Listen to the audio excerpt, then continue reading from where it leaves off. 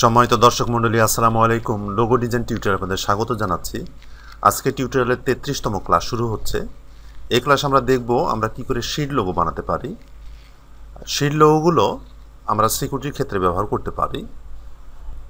তো যে কোনো ক্যাটাগরির লোগোতে আপনি শিট লোগো ব্যবহার করতে পারেন। বিষয়টা হচ্ছে যদি সুরক্ষার বিষয় হয়, হেলথের, তাহলে আপনি হেলথের সঙ্গে শিল্ডের ব্যবহার করতে পারবেন। যদি ফিনান্সিয়াল সুরক্ষার বিষয় আসে তাহলে ফিনান্সিয়াল লোগোতেও আপনি শিল্ডের ব্যবহার করতে পারবেন। বিষয়টা হচ্ছে এই ধরনের।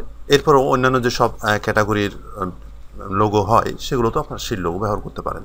তো আজকে আমরা মূলত শিল্ড লোগো দেখব। শিল্ড লোগোর উপরে ইউটিউবে আমার টিউটোরিয়াল রয়েছে। এই কোর্সের সাথে আমি সেটা আপনাদেরকে দিয়ে দিব, লিঙ্কটা শেয়ার করব, আপনারা সেখানেও দেখে নিতে পারেন। তবে ওই টিউটোরিয়াল এবং এই টিউটোরিয়াল ভিন্ন হবে। তো যা হোক, আমি কাজ শুরু করছি। আমি প্রথমত টুলবার থেকে ইলিপস টুলটা সিলেক্ট করলাম। সিলেক্ট করার পরে আমি শিফট এবং অল্ট কি চেপে ধরে ড্র্যাগ করছি। আমি ফিল কালারটা নান রাখছি, ঠিক এইভাবে। এরপর আমি সিলেকশন টুলে চলে গেলাম এবং এটাকে আমি কপি করে নিচ্ছি। ঠিক শিফট এবং অল্ট কি চেপে ধরে আমি কপি করছি এবং যখন মাঝামাঝিতে এই লাইনটা আসবে তখন আমরা এভাবে রেখে দিব। এরপরে আমি আরেকটা কপি করে নিচ্ছি, অল্ট ধরে আমি কপি করলাম। দেন এটা আমি গ্রুপ করে নিচ্ছি, কন্ট্রোল জি প্রেস করলাম এবং এটা আমরা ঠিক এইভাবে এখানে সেট করব। এই মিডিলটা ঠিক এই বরাবর থাকতে হবে। আমি এখানে ঠিক এইভাবে সেট করে নিতে পারি কিংবা অ্যালাইন করে নিতে পারি।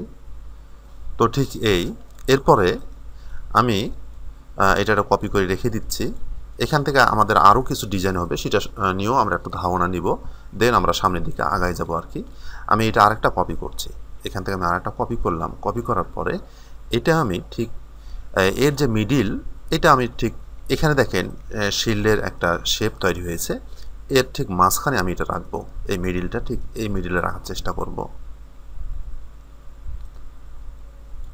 ঠিক এখানে রাখলাম। রাখার পরে আমি সবগুলো সিলেক্ট করলাম।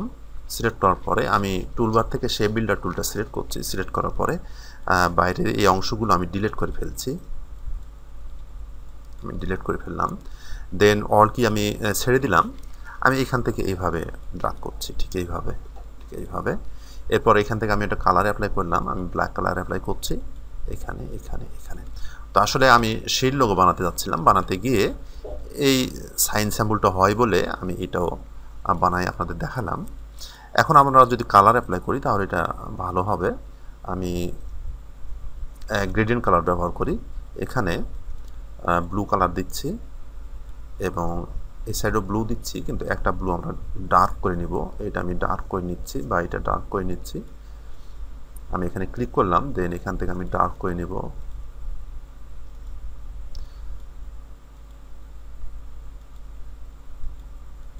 ঠিক এইভাবে। এবং এই ব্লুটাও আমি কিছুটা হালকা করে নেব। ঠিক এইভাবে রাখলাম। এটা মূল বিষয় আমার না, এরপর আপনাদের দেখানোর জন্য আসলে এটা। এরপর আমি এটা সিলেক্ট করে আমি গ্রেডিয়েন্ট টুলটা সিলেক্ট করলাম এবং ঠিক এখান থেকে আমি এখানে ড্র্যাগ করছি, ঠিক এইভাবে। সরি, কালারটা আমাদের রিভার্স করে নিচ্ছি আমি। তাহলে আমি যা করলাম সেটা হচ্ছে আমি এটাকে সিলেক্ট করে আমি গ্রেডিয়েন্ট টুলটা সিলেক্ট করছি এবং ঠিক এই কর্নার থেকে এখানে নিয়ে গিয়ে আমি ছেড়ে দিলাম। অনুরূপভাবে এই দুইটাও আমি এই কালারটা অ্যাপ্লাই করছি। সরি, এর মধ্যে যে ময়লাটা আছে এটা আমাদের দরকার নাই, আমরা এটা ডিলিট করে দিচ্ছি। এরপরে আমি ডাইরেক্ট সিলেকশন টুল দিয়ে এটা সিলেক্ট করছি। সিলেক্ট করার পর আমি গ্রেডিয়েন্ট টুলটা সিলেক্ট করে ঠিক এখান থেকে এই পর্যন্ত আমি ড্র্যাগ করছি। এরপর আমি এটা সিলেক্ট করছি। সিলেক্ট করার পরে আমি গ্রেডিয়েন্ট টুলটা সিলেক্ট করে ঠিক এখান থেকে আমি এই পর্যন্ত নিয়ে যাব। এতে হলো কি যে এর যে গ্রেডিয়েন্টের যে মাপ প্রতিটার একই হলো। তো এভাবেও আসলে আমি এটা করলাম যে এখান থেকে আমরা এই ধরনের শেপ বের করতে পারি, যেটা আপনারা অনলাইনে দেখে থাকবেন। এই সব শেপগুলো আমরা তৈরি করতে পারি। তো এটা আমি বের করে রেখে দিলাম। এরপরে আমি এটা কপি করে নিচ্ছি। কপি করার পরে আমি সবগুলো সিলেক্ট করলাম। সিলেক্ট করার পরে টুলবার থেকে আমি শেপ বিল্ডার টুলটা সিলেক্ট করলাম এবং বাইরের এই অল কি চেপে ধরে বাইরের এইগুলো আমি ডিলিট করে ফেলছি। আমি কিন্তু এখনও যে শিল্ড লোগো নিয়ে যে শুরু করলাম, আমি শিল্ড লোগোতে এখনও যাইনি। তো এরপরে আসলে এখানে দেখেন যা হয়েছে তা হচ্ছে এই ধরনের তিনটা জিনিস এখানে রয়েছে। সরি, কন্ট্রোল জেড করছি। আমি এটা আনগ্রুপ করে নিই, তাহলে আপনারা দেখতে পাবেন ঠিক আমি কন্ট্রোল জেড করছি। এরপর আমি যা করব তা হলো সবগুলো সিলেক্ট করে আমি স্ট্রোকটা বাড়াই নিচ্ছি যতটুকু মোটা আমরা দেখতে চাই। স্ট্রোক আমাদের মিডিল হয়ে আছে, এখানে আমরা সেন্টার করে নেব। আমি এই মতো রাখছি, বা ইচ্ছা মতো আমরা মোটা চিকন করে নিতে পারি। আমি 20 পিক্সেল করলাম। দেন সবগুলো সিলেক্ট করে আমি অবজেক্টে গিয়ে এক্সপান্ড করে ফেললাম ঠিক এইভাবে। আপনারা জানেন যে এখানে 3টা অবজেক্ট রয়েছে, আমি আনগ্রুপ করে নিই এটা, ঠিক এই 3টা। এখন এগুলো আমরা এটা সিলেক্ট করলাম, সিলেক্ট করার পরে আমি একটা ভিন্ন কালার দিচ্ছি, লাল কালার দিলাম। এটা সিলেক্ট করার পরে আমরা অবজেক্টে যাব, অবজেক্ট থেকে পাথ এবং অফসেট পাথ, এখানে প্রিভিউ চেক মার্ক করে নিব।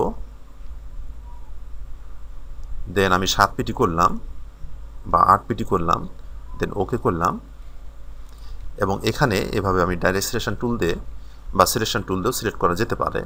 সিলেক্ট করলাম এবং টুলবার থেকে শেপ বিল্ডার টুলটা সিলেক্ট করে আমি এখানে ক্লিক করছি এবং এখানে ক্লিক করলাম। এরপর আমাদের যে অফসেট পাথ যে অপশন ইয়েটা বর্ধিত যে অংশটা এটা আমরা ফেলে দিলাম, ডিলিট করে দিলাম। তো আমরা এটা দিয়ে এটা কাটলাম, এখন এটা দিয়ে এটা কাটবো। এর জন্য আমি এটাকে সিলেক্ট করছি, সিলেক্ট করার পরে আমি অবজেক্টে যাচ্ছি, অবজেক্ট থেকে পাথ এবং অফসেট পাথ আগের মতো 8 পিক্সেল ব্যবহার করব। দেন ভিন্ন একটা কালার দিচ্ছি, আমি সাদা কালার দিলাম। এরপর সবগুলো সিলেক্ট করলাম, সিলেক্ট করার পরে শেপ বিল্ডার টুল সিলেক্ট করে আমি অল কি চেপে ধরে এখানে ক্লিক করলাম এবং এখানে ক্লিক করলাম। এরপর আমাদের যে বর্ধিত অংশ এটা আমরা ডিলিট করে দিব, ঠিক এই। এখন আমরা এটা দিয়ে এটা কাটবো, এর জন্য আমি এটা সিলেক্ট করছি, সিলেক্ট করার পর আমি অবজেক্টে যাচ্ছি, অবজেক্ট থেকে পাথ অফসেট পাথ, দেন ওকে করে নিলাম। এটাতে আমি সাদা রং দিচ্ছি, সরি আমরা ভুল সিলেক্ট করেছি, আমি এটা ডিলিট করে দিচ্ছি, এটা ডিলিট করে দিলাম। আমরা এইটা সিলেক্ট করব, সিলেক্ট করে আমরা এটাকে কাটবো। এই জন্য এটা সিলেক্ট করে আমি অবজেক্টে যাচ্ছি, অবজেক্ট থেকে পাথ অফসেট পাথ, ওকে করলাম এবং এটাতে সাদা রং দিয়ে দিলাম। আমি এটা সিলেক্ট করছি এবং এটা সিলেক্ট করে শেপ বিল্ডার টুল সিলেক্ট করে আমি অল কি চেপে ধরে এখানে ডিলিট করে দিলাম এবং এখানে ডিলিট করে দিলাম। এরপর আমাদের যে বর্ধিত অংশ এটা আমরা ডিলিট করে দেব ঠিক এইভাবে। এরপর সবগুলো সিলেক্ট করে আমি পাথফাইন্ডার অপশনে এসে ইউনাইট করে দেব, ঠিক এই। তাহলে এই ধরনের একটা সাইন সিম্বল আমরা যে 3টা সার্কেল আমরা এখানে ড্র করলাম সেখান থেকে এই ধরনের বা এই ধরনের সাইন সিম্বল আমরা তৈরি করতে পারি, সেটাও আমরা দেখে নিলাম। এরপরে আমি যেটা বললাম যে ইউটিউবে আমার একটা টিউটোরিয়াল রয়েছে, সেখানে শিল্ড লোগো কীভাবে বানানো হয় সেটা দেখানো হয়েছে। তো আমি এটা কপি করে নিলাম, আমাদের এটার দরকার নাই, আমি এটা ডিলিট করে দিচ্ছি। আমি এই দুইটা সিলেক্ট করে পাথফাইন্ডার অপশনে এসে এখানে যে অপশন আছে ইন্টারসেক্ট, আমি এখানে ক্লিক করছি। আমাদের এটার দরকার, এখান থেকে মূলত আমরা শিল্ড লোগোটা তৈরি করব। আমি কন্ট্রোল প্লাস করে জুম করে নিলাম, দেন আমি এখান থেকে লাইন সেগমেন্ট টুলটা সিলেক্ট করলাম এবং শিফট চেপে ধরে এদিকে ড্র করলাম এইভাবে। এখন শিলটা আমরা কত বড় করতে চাই, আমরা এখান থেকে এইটুক শিল বানাবো। তো আমরা যত বড় বা ছোট করতে চাই সে মোতাবেক আমরা এটা নিব। তো আমি এখানে রাখছি, তার মানে এখান থেকে এইটুক শিল হবে। আমি দুটো সিলেক্ট করলাম, সিলেক্ট করে আমি শেপ বিল্ডার টুল সিলেক্ট করে অল কি চেপে ধরে এগুলো আমি ডিলিট করে দিলাম এবং এটাও ডিলিট করে দিলাম। এরপর টুলবার থেকে আমি ইলিপস টুলটা সিলেক্ট করছি, সিলেক্ট করার পরে আমি শিফট এবং অল কি চেপে ধরে বড় করছি এবং স্পেস চেপে ধরে এটা আমি ঠিক জায়গা মতো নিয়ে যাওয়ার চেষ্টা করছি। আসলে এখানে কতখানি কার্ভ আমরা করব এটা দেখে নিব, যেমন কার্ভ আপনারা করতে চান। যদি কার্ভ কম করতে চান তাহলে বড় করে নেবেন ঠিক এইভাবে, আর যদি কার্ভ বেশি করতে চান তাহলে এভাবে ছোটো করে নিয়ে আর এভাবে করবেন। তো আমি এই ধরনের করছি, আমি ঠিক এই পরিমাণ রাখছি। দেন এটাকে আমরা কপি করে অল্ট এবং শিফট কি চেপে ধরে আমি কপি করলাম, এবারে নিয়ে আসলাম। দেন এই দুটো আমি সিলেক্ট করে কন্ট্রোল জি গ্রুপ করে নিলাম এবং সবগুলো সিলেক্ট করে আমি শিলটাকে ক্লিক করছি এবং হজিটা অ্যালাইন সেন্টার ঠিক করে নিচ্ছি ঠিক এইভাবে। এরপর সবগুলো সিলেক্ট অবস্থায় আছে, টুলবার থেকে আমি শেপ বিল্ডার টুলটা সিলেক্ট করলাম এবং অল কি চেপে ধরে আমি এগুলো ডিলিট করে দেব। তাহলে এটা হলো আমাদের শিল। এখন যদি আমাদের মনে হয়, আমি কপি করলাম একটা, এখন যদি আমাদের মনে হয় এটা কিছুটা চিকন করব, অল কি চেপে ধরে চিকন করতে পারি আমরা অসার করে নিতে পারি, মোটা করে নিতে পারি।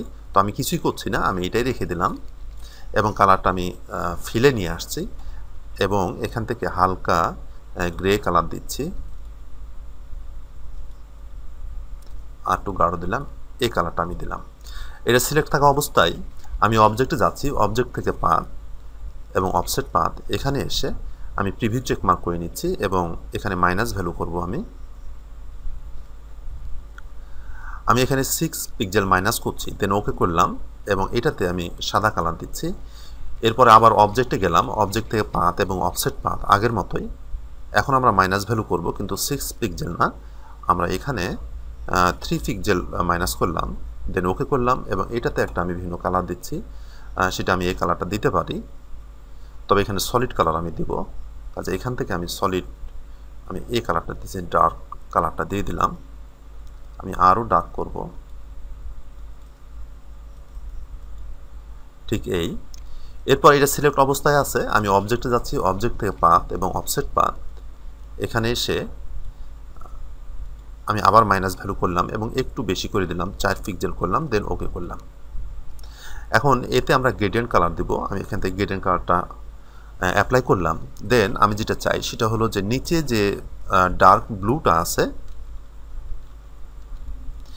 নিচে ডার্ক ব্লুটা আমি এই সাইডে ব্যবহার করব। আর এটা করার জন্য আমি ডার্ক ব্লুটা আমি সিলেক্ট করছি, সিলেক্ট করার পরে আমি ঠিক এখানে ফিলে আমি ডাবল ক্লিক করলাম এবং এখানে দেখেন কালার কোড আসছে, এই কালার কোডটা আমি কপি করে নিলাম, দেন এটা আমি ক্যান্সেল করে দিলাম। এরপরে আমি এটাকে সিলেক্ট করছি, সিলেক্ট করার পরে দেন আমি এই স্লাইডারে কালারটা দিতে যাচ্ছি, সেজন্য এটা আমি সিলেক্ট করলাম, ক্লিক করলাম, ক্লিক করার পরে আমি এখানে ডাবল ক্লিক করছি। এরপরে এখানে রাইট বাটন ক্লিক করে আমি পেস্ট করে দিলাম এবং ওকে করে দিলাম। তাহলে আমাদের এক সাইডে নিচের যে কালারটা আছে সেটা চলে আসলো আর কি।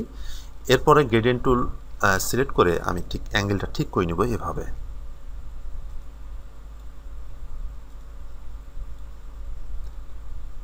তো এটা আমি এই পর্যায়ে রাখছি, এমন হলেই হবে। এরপর আমি উপরের এই শেপটাকে সিলেক্ট করলাম, সিলেক্ট করে কিবোর্ড থেকে Ctrl+C এবং Ctrl+F প্রেস করলাম, তাতে এর উপরে একটা কপি এবং পেস্ট হলো। আমি বোঝার জন্য ভিন্ন একটা কালার দিলাম, লাল কালার দিলাম। এরপর টুলবার থেকে ইলিস্ট্রেটরটা সিলেক্ট করলাম, সিলেক্ট করার পরে আমি শিফট এবং অল কি চেপে ধরে এটা ড্র্যাগ করছি এবং স্পেস চেপে ধরে এটাকে আমি জায়গা মতো বসানোর চেষ্টা করব। ঠিক এই পজিশনে আমি ছেড়ে দিলাম। দেন এটা সিলেক্ট অবস্থায় আছে, শিফট চেপে ধরে আমি নিচের লালটাকে সিলেক্ট করছি এবং পাথফাইন্ডার অপশনে এসে আমি মাইনাস ফ্রন্ট করে দিলাম, ঠিক এইভাবে। এবং এখানে আমি একটা কালার ব্যবহার করব, এটা একটু হালকা করে ব্যবহার করব।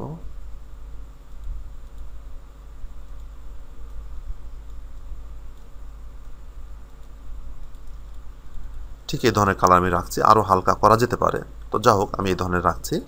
এরপর সবগুলো সিলেক্ট করে আমি কিবোর্ড থেকে Ctrl+G প্রেস করলাম। তো বন্ধুরা, আপনারা দেখলেন যে আমরা কিভাবে শিট লোগো বানাতে পারি। আমাদের এটার দরকার নাই, এটা আমি ডিলিট করে দিচ্ছি। এবং শিট লোগো বানাতে গিয়ে আমরা এই ধরনের সাইন সিম্বলও তৈরি করতে পারি, সেটা আমরা দেখলাম। সরি, Ctrl+Z করছি, আমি এগুলো গ্রুপ করে নিলাম, Ctrl+G প্রেস করে গ্রুপ করছি। এরপর এটাতে আমরা একটা কালার দিয়ে দিতে পারি। তো আপনারা দেখলেন যে শিট লোগো কীভাবে বানানো, এবং শিট লোগো বানাতে গিয়ে আমরা আরও দুইটা সাইন বা সিম্বল আমরা দেখলাম যে আমরা সেগুলো কীভাবে বানাতে পারি। তো আগামী টিউটোরিয়ালে শিট লোগো নিয়ে আরও কিছু আপনাদেরকে দেখানো হবে। সে পর্যন্ত আপনারা ভালো থাকেন, সুস্থ থাকেন, এ কামনা করছি। আসসালামু আলাইকুম।